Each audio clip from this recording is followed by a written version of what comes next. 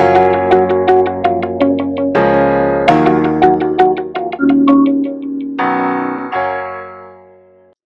Everyone, welcome to my channel blaze on mantra. मैं हूँ श्रुति मिश्रा और आज हम कंटिन्यू करने वाले हैं sweetest love I do not go poem को, जो कि आपके रेनबो बुक का फर्स्ट पोएम है। तो इस वीडियो का फर्स्ट पार्ट आपको नीचे लिंक में या डिस्क्रिप्शन बॉक्स में भी उसका लिंक मिल जाएगा। तो पहले आप उस पार्ट को देख लीजिए और फिर ये कंटिन्यूएशन है उसी पार्ट का। तो थर्ड पैरा तक हमने पोएम को डिस्कस किया है अपने वीडियो के फर्स्ट पार्ट में। सेकेंड पार्ट ऑफ वीडियो में हम आज शुरू करने वाले हैं फोर्थ पैरा से। ओके, तो ठीक है, पोएम को समझना शुरू करते हैं। अब ये है fourth chapter, yeah, fourth chapter. When thou sight's not mind. When you sigh, मतलब breathe, गहरी सांसें लेना. You do not sigh with wind. ठीक है? तो पोएट कह रहे हैं अपनी वाइफ को कि जब तुम गहरी सांसें लेती हो दुखी होकर मेरे लिए, तो तुम उसमें एयर नहीं ब्रीथ कर रही हो। यहाँ पे विंड का मतलब एयर है, तुम उसमें एयर नहीं ब्रीथ कर रही हो। But sigh my soul away, but you sigh my soul away, ऐसा लग रहा है कि तुम मेरी सोल को अपने अंदर खींच रही हो या अपने सांसों में भर रही हो। When thou weep unkindly kind, when you weep unkindly kind, my life's blood doth decay, my life's blood does decay. और जब तुम रोने लगती हो तो तुम मेरे ब्लड को कम कर रही हो। डीके मतलब कम, खराब हो जाना। तो तुम मेरे ब्लड को खराब कर रही हो या कम कर रही हो। तो यहाँ पर पोएट ये कहना चाह रहे हैं अपनी वाइफ को कि तुम प्लीज रो मत, तुम दुखी होकर ऐसी गहरी सांसें नहीं लो, क्योंकि तुम मेरे सोल की, मेरे आत्मा की पार्ट हो। तो तुम जब ऐसे दुखी रहोगे तो तुम मेरे लाइफ को कम कर रहे हो। तुम्हारे रोने से ऐसा लग रहा है कि मेरा जो ब्लड है वो जल रहा है, वो कम होता जा रहा है। आई कैन नॉट बी का पुराना स्पेलिंग है ये, I can not be that thou loves me as thou say, that you love me as you say, if in thine my life thou waste, if in yours my life you waste, thou art the best of, you are the best of. और तुम फिर poet कह रहे हैं कि जैसा तुम कहती हो, अगर तुम मुझे उतना प्यार करती हो तो तुम ही तो मेरी लाइफ हो। तो तुम ऐसे रो रो कर, तुम ऐसे दुखी होकर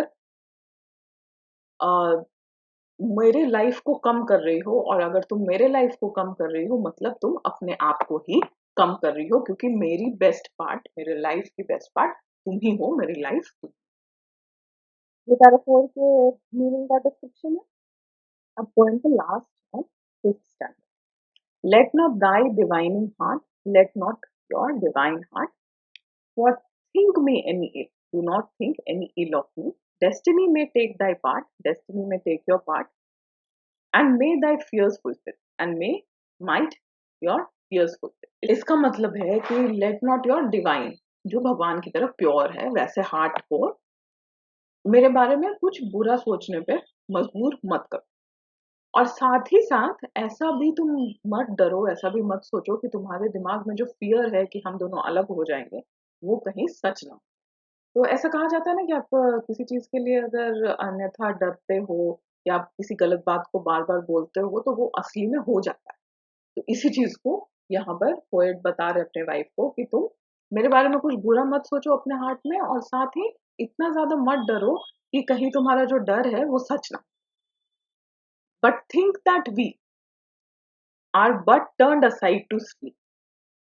और ऐसा सोचो, जब मेरे जाने को या जितने दिन मैं तुम्हारे साथ नहीं होऊंगा, उतने दिन को तुम ऐसा सोचो कि हम लोग साथ में हैं और सिर्फ अलग अलग डायरेक्शंस में घूमकर सोए हुए हैं और एक दूसरे को देख रहे। They who one another keep alive never parted be. और जो एक दूसरे को अपने हार्ट में, मन में जिंदा रखते हैं, वो कभी भी दूर नहीं जाते, एक दूसरे से अपार्ट नहीं होते, दूर नहीं। तो इस पैराग्राफ में पोएट जो है वो अपनी वाइफ को समझा रहे हैं कि तुम इतना भी बुरा मत सोचो, इतना ज्यादा मत डरो कि हम दोनों अलग हो जाएंगे, कि कहीं वो ऐसा सच में ही ना हो जाए।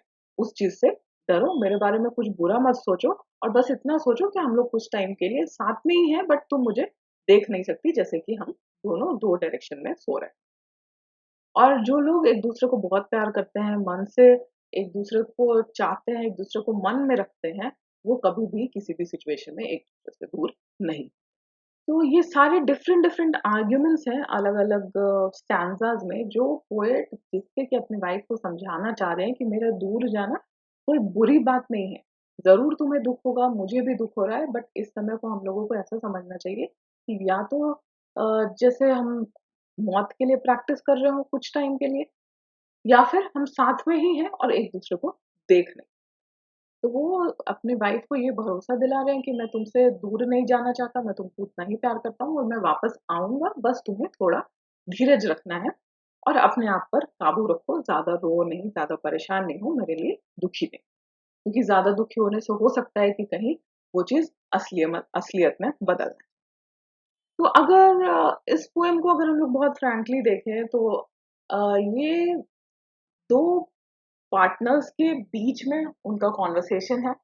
जो एक पार्टनर दूसरे को छोड़कर जा रहा है, और इसको अगर आप मॉडर्न पर्सपेक्टिव में देखना चाहते हो, तो सिंपल एक लॉन्ग डिस्टेंस रिलेशनशिप में जाने के पहले हस्बैंड अपनी वाइफ को समझा रहा है कि तुम दुखी मत हो, दुखी होने से, परेशान होने से कोई फायदा नहीं है, बस इस समय को ऐसा समझो कि वो जल्दी से जल्दी कट जाए, बीत जाए और जल्दी मैं तुम्हारे पास वापस।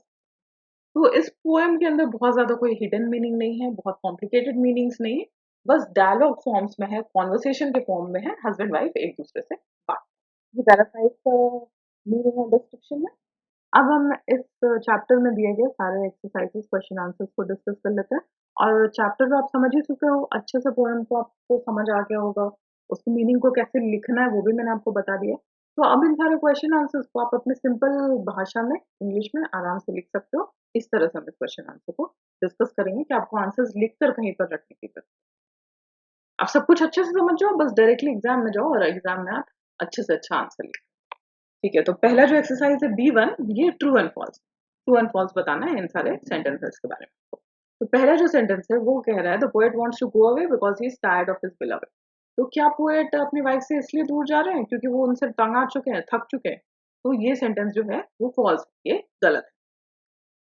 पोएट फर्स्ट सेंटेंस ही में ये कहते हैं कि मैं आपसे परेशान नहीं आया हूं, ऐसा आप मत समझो। The poet has found another lady who is more beautiful. क्या पोएट ने किसी और लेडी को ढूंढ लिया है जो उनकी वाइफ से ज्यादा खूबसूरत है, इसलिए वो दूर जा रहे हैं? ऐसा बिल्कुल भी नहीं है। ये बी नंबर का जो स्टेटमेंट है ये भी फॉल्स। सी जो स्टेटमेंट है, the poet intends to go on a longer journey than what the sun undertake. C जो स्टेटमेंट है वो कह रहा है कि पोएट ऐसे जर्नी पे जा रहे हैं जो कि सन की जर्नी से भी ज्यादा लंबा है। क्या ऐसा है? नहीं, पोएट ने पोएम में ही लिखा है कि सन तो बहुत लंबी जर्नी पे जाता है, मेरा जर्नी तो बहुत छोटा है, उसका आधा भी नहीं। तो वो अगर जाकर वापस आ सकता है तो मैं क्यों नहीं आ?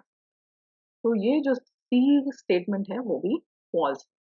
D statement, man's power is very weak. Man की जो शक्ति है, मैन का जो टाइम के ऊपर, नेचर के ऊपर जो कंट्रोल है वो बहुत ही वीक है, बहुत कमजोर है। तो ये सही बात, ऐसा ही पोएम में लिखा गया है। ई सेंटेंस जो है, the poet loves his beloved so intensely that he will come back very soon. तो ये सेंटेंस कह रहा है कि पोएट अपनी वाइफ से इतना ज्यादा प्यार करते हैं कि वो जल्दी से जल्दी वापस आना है। तो ये बिल्कुल सही बात है, ये ट्रू स्टेटमेंट है, क्योंकि जो पोएट है उन्होंने पूरे पोएम इसके ऊपर ही लिखी है कि तुम परेशान मत हो, मैं तुमसे मिलने वापस जल्दी से जल्दी आ जाऊं। अब आते हैं हम क्वेश्चन आंसर के ऊपर। B2, why does the poet want to go away from his beloved. तो पोएट क्यों उनसे दूर जा रहे हैं? क्योंकि पोएट को दूसरे देश में कुछ काम है, किसी ज़रूरी काम से वो बाहर जा रहे हैं। और ऐसा बिल्कुल भी नहीं है कि वो अपनी वाइफ से तंग आकर, परेशान होकर, या उन्हें किसी नए इंसान को ढूँढने के लिए वो दूसरी जगह जा रहे हैं। क्वेश्चन नंबर 2 है, what are the things that the sun does not have. ऐसा क्या है जो सूर्य के पास नहीं है और पोएट के पास है? तो आप पैराग्राफ में देखोगे पोएम के, तो ये लिखा हुआ है डायरेक्टली कि सन के पास होप्स और डिजायर्स नहीं, जो कि ह्यूमन बीइंग के पास होता है। थर्ड है, what will make the speaker's journey speedier. Speaker मतलब पोएट की जर्नी, जो पोएम को बोल रहे हैं। तो यहाँ पर पोएट जो है वो पोएम को बोल रहे हैं। तो ऐसा क्या है जो उनकी जर्नी को और स्पीडियर बना देगा, स्पीड बढ़ा देगा उनकी जर्नी का? तो वो है उनकी वाइफ से मिलने की उनकी इच्छा, उनकी वाइफ के पास जल्दी से जल्दी वापस आने की उनकी इच्छा। था जो उनके जर्नी को और ज्यादा स्पीड देवे। फोर्थ क्वेश्चन है, what makes a man power feeble? Man का पावर वीक क्यों? तो मैन का पावर इसलिए वीक है क्योंकि मैन का जो बस है वो समय पर नहीं चलता। वो अपने खराब समय को कम नहीं कर सकता और अच्छे से अच्छे समय को ज्यादा बढ़ा नहीं सकता, और जो बीता हुआ समय है उसे भी वापस। क्वेश्चन नंबर 5 है, how do saying and weeping affect the speaker? Saying का मतलब दुख भरी सांसें लेना, और वीपिंग का मतलब रोना। तो पोएट को किस तरह से उनकी वाइफ का रोना और ऐसे गहरी सांसें लेना इफेक्ट करता है, मतलब दुखी होना इफेक्ट करता है? तो स्पीकर कहते हैं कि ऐसा लग रहा है कि तुम मेरे आत्मा को मुझसे दूर कर रही हो और रो रो के तुम मेरे जिंदगी को कम। How does the beloved waste the speaker's life? किस तरह से जो बिलवेड है, मतलब जो पोएट की वाइफ है, वो पोएट की लाइफ को वेस्ट करें या कम करें? कैसे कर रही है? रो रो कर और दुखी और परेशान। सेवेंथ है, in what way will the lovers remain United? और कैसे दोनों हस्बैंड वाइफ हमेशा यूनाइटेड रहेंगे? तो इसके लिए लास्ट पैराग्राफ में, एकदम लास्ट की तरफ में पोएट ने कहा है कि जो लोग एक दूसरे को हमेशा मन में रखते हैं वो कभी भी दूर नहीं। ये सारे आंसर्स हैं आपके इस क्वेश्चन के। क्वेश्चन सिंपल है, छोटा छोटा सा आपका आंसर होगा, क्योंकि ऐसे भी यहाँ पे लिखा गया है, answer the following questions briefly. Briefly मतलब शॉर्ट आंसर। तो बिल्कुल जो पोएम में लिखा गया है इन सारे क्वेश्चंस के बारे में, बस उतना ही आपको यहाँ पर आंसर्स में बता। अब ये B2.1 जो एक्सरसाइज है, यहाँ पे आपको इन सारे सेंटेंसेस को, इन 4 सेंटेंसेस को कंप्लीट करना है। तो पहला है, the speaker's beloved sighs away. तो स्पीकर की बिलवेड कब साई करती है? तो speaker's beloved sighs away his soul. The second sentence है, the speaker's life blood decays when his beloved weeps, जब उनकी वाइफ रोती। थर्ड है, the speaker asks his beloved not to forethink any ill of him। ठीक है, वो कहते हैं कि पहले से ही मेरे बारे में बुरा मत सोचो। फोर्थ है, they who keep one another alive can never be parted और कैन नेवर बी अपार्ट। तो जो एक दूसरे को मन में रखते हैं वो कभी भी दूर नहीं जा सकते। हम आते हैं लॉन्ग आंसर क्वेश्चन की, एक्सरसाइज नंबर C1। अब यहाँ पर बेसिक डिफरेंस जो आपको दिमाग में रखना है, शॉर्ट आंसर क्वेश्चन और लॉन्ग आंसर क्वेश्चन, स्पेशली अगर पोएम, तो वो ये होगा कि शॉर्ट आंसर क्वेश्चन जो आपके होते हैं या ब्रीफ आंसर्स, जैसा कि आपको बुक में लिखा गया है, उनमें आपको बस वही लिखना है या वही आपको पूछा जाएगा जो पोएम के सेंटेंसेस के हैं। लॉन्ग आंसर क्वेश्चंस में जनरली आपको वैसे क्वेश्चंस पूछे जाएंगे जो पोएम्स में जनरली या डायरेक्टली नहीं लिखा हुआ। आपको उसके पीछे की मीनिंग को, आप उससे क्या समझ रहे हो, आपका क्या इंटरप्रिटेशन और एनालिसिस है पोएम का, वो आपको बताना। ठीक है, तो इसी तरह के क्वेश्चंस आपको यहाँ पर भी देखते हैं। पहला क्वेश्चन देखते हैं, read the following lines carefully. When thou sigh, thou sigh not wind, but sigh my soul away। तो ये सेंटेंस का मतलब तो हम समझ चुके हैं कि when you sigh, you do not sigh the wind, you do not breathe the wind, but you sigh my soul away. So this is an example of hyperbole. Find out other examples of hyperbole in the poem. तो ये एक literary device है। Literary device क्या होता है? Poem को और सुंदर बनाने के लिए पोएट्स जो हैं वो अलग अलग तरह के लिखने के स्टाइल को, उपमा, अलंकार, ये सब आपने हिंदी में सुना होगा, इन सारी चीजों का प्रयोग करते हैं। तो इससे क्या होता है, पोएम का जो मीनिंग है, ठीक है, या पोएम का जो लैंग्वेज है और खूबसूरती से निकल कर आता है। अब जैसे यहाँ पर इस पोएम ने, पोएट ने क्या किया है, अपने स्पीड को या अपनी जर्नी को सन के जर्नी से कंपेयर। तो इसी तरह से अलग अलग जगह पर आप देखोगे अलग अलग तरह के कंपेरिजन किए। तो अब एक तरह का लिटरेरी डिवाइस है या पोएटिक डिवाइस जिसको कहते हैं, वो है हाइपरबोल। तो क्वेश्चन नंबर 2 आपका यही है, वो यही पूछ रहा है कि हाइपरबोल क्या है। तो हाइपरबोल पहले हम समझ लेते हैं कि हाइपरबोल होता क्या है। तो हाइपरबोल, ये तो मैंने आपको बता दिया कि ये एक लिटरेरी डिवाइस है, पोएटिक डिवाइस भी जिसको हम कहते हैं। तो हाइपरबोल एक तरह से ऐसा लिखने का तरीका है जिसमें किसी भी चीज को इतना एग्जैजरेट किया जाता है, उसको इतना बढ़ा चढ़ा कर बताया जाता है कि वो लिटरली असलियत में वैसा नहीं हो सकता। अब जैसे ये सेंटेंस है, when you sigh my, sigh not wind but you sigh my soul. तो क्या आप जब सांस लेते हो तो क्या आप किसी के सोल को सांस ले सकते हो? नहीं, आप हमेशा एयर ही ब्रीथ करते हो। तो इस तरह से सेंटेंस को लिखा गया है कि जो नहीं हो सकता वैसी चीजों के साथ में इसको कंपेयर किया। ठीक है, तो इसी तरह के सेंटेंसेस आपको पोएम से और बताने होंगे हाइपरबोल को इलस्ट्रेट करने के लिए या उसके एग्जांपल्स को देने के लिए। अब यहाँ पर सन और विंड को हाइपरबोल का सिंबल लिया गया। ये तो मैंने आपको बताया अभी कि एयर नहीं ब्रीथ कर रहे हो आप, मेरे सोल को विंड कर रहे हो, ब्रीथ कर रहे हो। मेरा जो स्पीड होगा वो सन की जर्नी से भी ज्यादा फास्ट होगा। इन सारी चीजों को यूज किया गया है। अब हम आते हैं क्वेश्चन नंबर 3 पे। But believe that I shall make speedier journey since I take more wings and spurs than he. Comment on the power of love in the light of this line.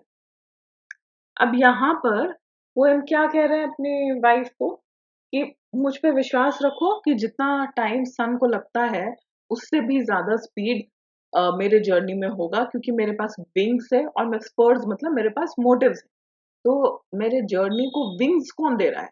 मतलब मेरे journey को wings देना मतलब आप उड़ कर आ सकते हो। ठीक है, तो मेरे जर्नी को स्पीड कौन दे रहा है? मेरे मोटिव्स और मेरा डिजायर कि मैं तुमसे वापस मिलने के लिए आ जाऊं या मैं तुम्हारे पास वापस आ। तो यहाँ पर लव की पावर को किस तरह से दर्शाया गया है इन सेंटेंसेस। तो यहाँ पर जो सेंटेंसेस हैं इसमें पोएट ये दर्शाना चाहते हैं कि एक मैन के हृदय की जो इच्छा है अपनी वाइफ से मिलने के लिए या उसके अंदर जो प्यार है अपने वाइफ के लिए, वो नेचर में जो सन और विंड का जो पावर है या दो फोर्सेस है सन और विंड, उनसे भी ज्यादा पावरफुल है। जितना टाइम सन को लगता है पृथ्वी का चक्कर लगाकर वापस सूर्योदय होने के लिए, उससे ज्यादा मेरे पास पावर है और मैं तुम्हारे पास जल्दी से जल्दी वापस आ। विंड से भी ज्यादा मेरे पास मेरे विंग्स में ताकत है कि मैं तुम्हारे ऊपर पास जल्दी से जल्दी। ठीक है, और क्वेश्चन नंबर 1 में और यहाँ पर दिया गया है find out other examples of hyperbole. तो अदर एग्जांपल्स ऑफ हाइपरबोल क्या है इस पोएम में? तो यही वाला जो सेंटेंस है, speedier journey since I take more wings and spurs them.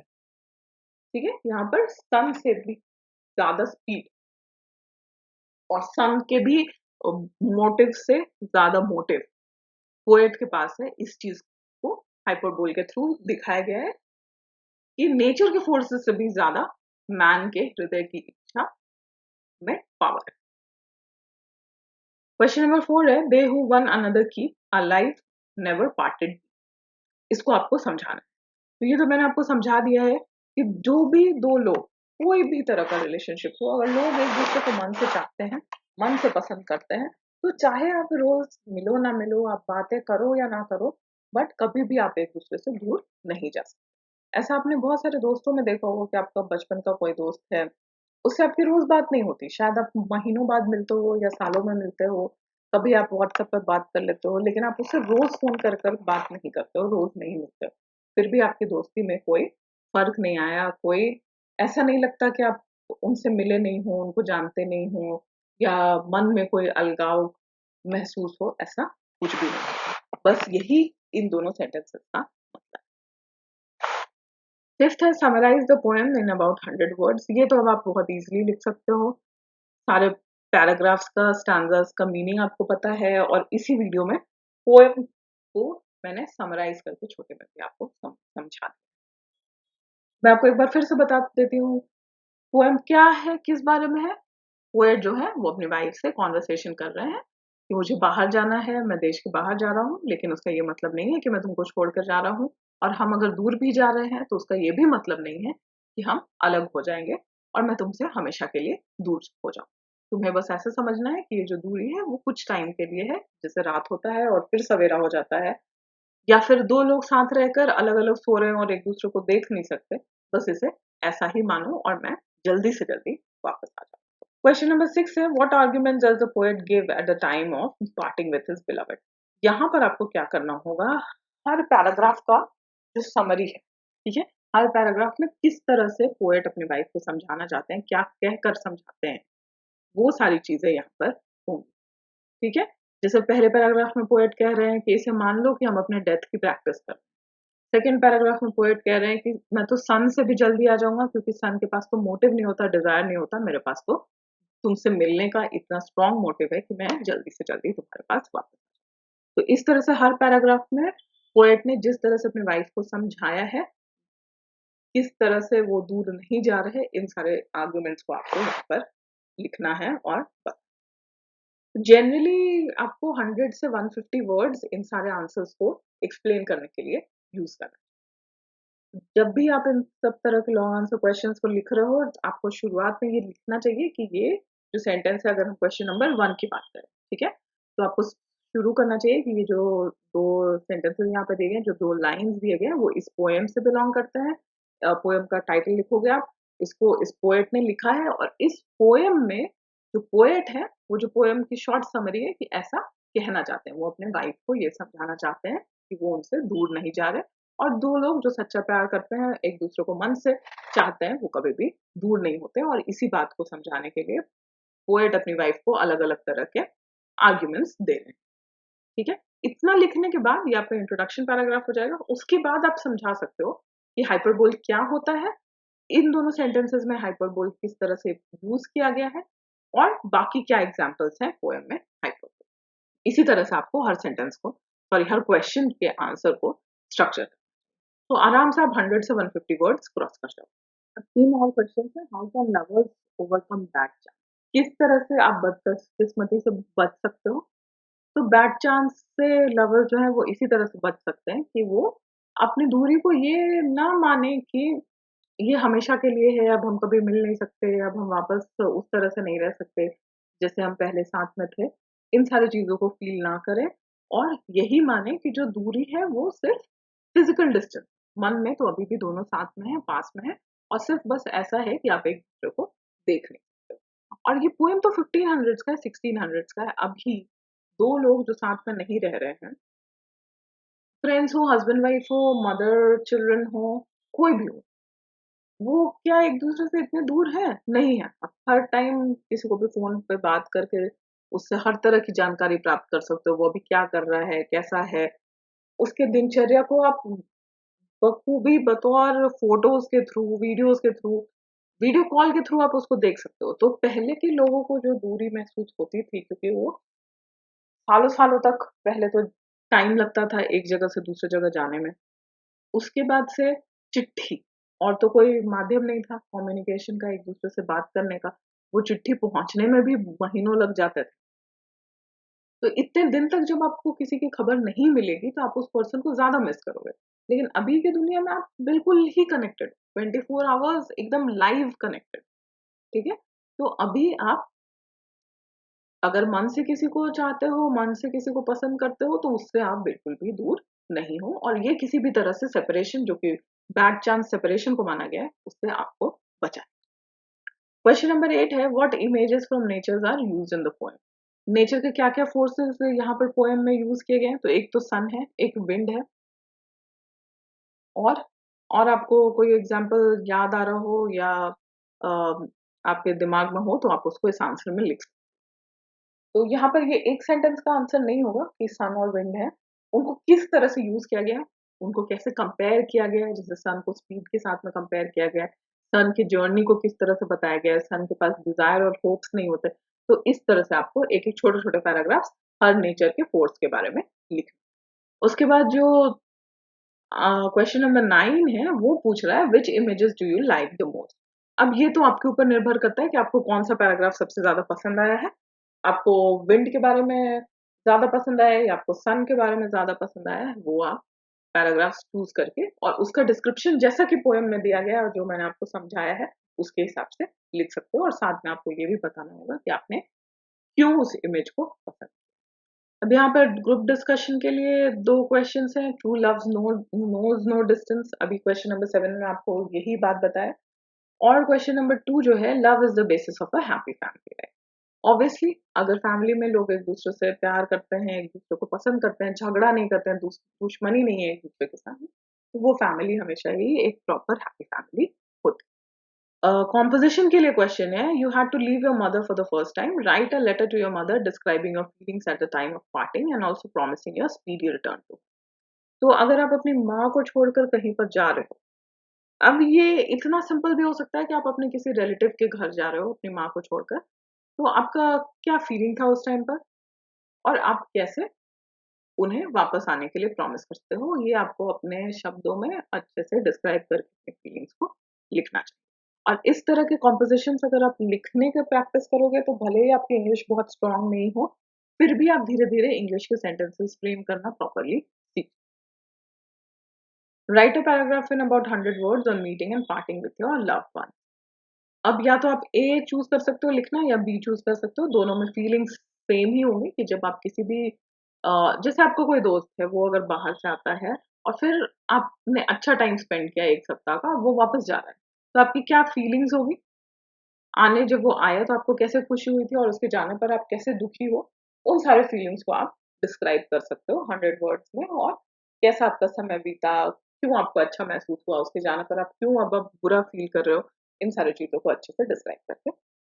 Exercise number D में आपको एंटोनिम्स बताना है। एंटोनिम्स मतलब ऑपोजिट वर्ड। तो वैसा वर्ड जिसका मीनिंग इस वर्ड के कंप्लीटली ऑपोजिट। जैसे अच्छा के लिए खराब, ठीक है?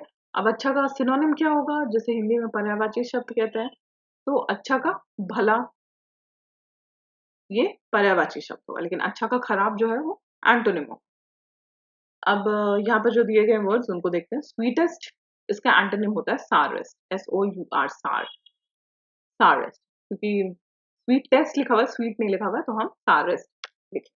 यस्टरडे नाइट, यस्टर नाइट, तो उसका तो टुडे होगा। फीबल का स्ट्रॉन्ग होगा, फीबल मतलब वीक होता है, तो इसलिए इसका एंटोनिम स्ट्रॉन्ग होगा। होप का होपलेस या डिसमे भी आप लिख सकते हो। होपलेस जनरल वर्ड है डिसमे, DISMAY, ठीक है, क्योंकि डिसमे का मतलब होता है hopeless. Belief, disbelief, waste, useful, ठीक है। इन सारे वर्ड्स को आप नोट डाउन कर लीजिए। अब ग्रामर को अगर हम देखें, read the following lines carefully. Sweetest love I do not hope, for weariness of thee, nor in the hope the world can show a fitter love form. The lines make use of negative sentence कि वो nor से शुरू हो, nor का मतलब है not, which can be rewritten as I go neither for weariness of thee nor in the hope the world can show a fitter love for me.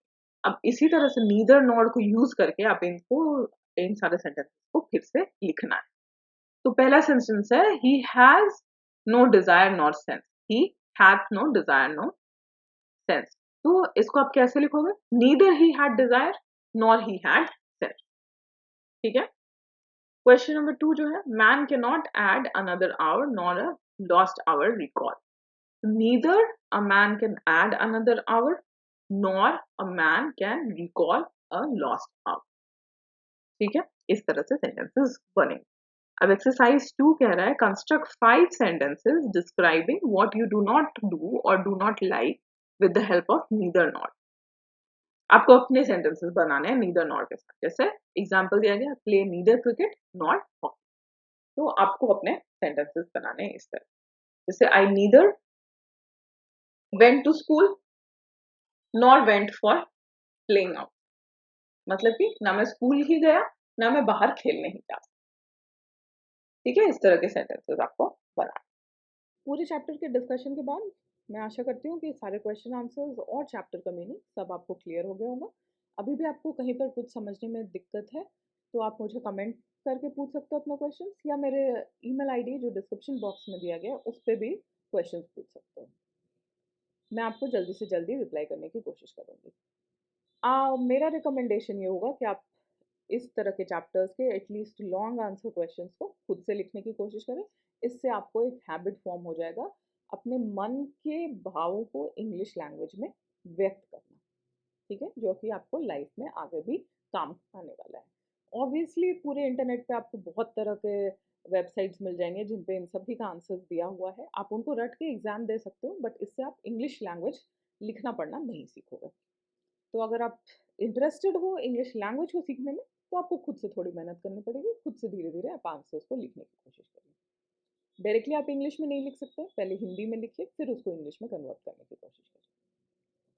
तो मैं आशा करती हूँ कि इस तरीके से आपका इंग्लिश लैंग्वेज तो बेटर होगा ही, साथ में आप हर तरह के एग्जाम्स में, सिर्फ अपने क्लास 12th एग्जाम्स में नहीं, आगे आने वाले हर तरह के इंट्रेंस एग्जाम्स में या किसी तरह के जॉब के लिए आप कोई एग्जाम देते हो, सब जगह आप अच्छा परफॉर्म करोगे। अब यहाँ स्क्रीन पर आपको 2 वीडियोज़ दिख रहे हैं। एक तो इस वीडियो का फर्स्ट पार्ट है, उस पे क्लिक करके आप इस पोएम को शुरुआत से समझ सकते हो।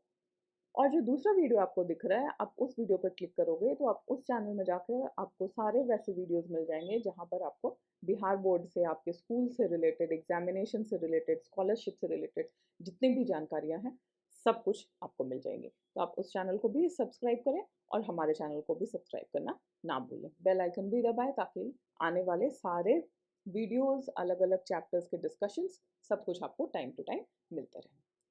Bye bye, thank you so much.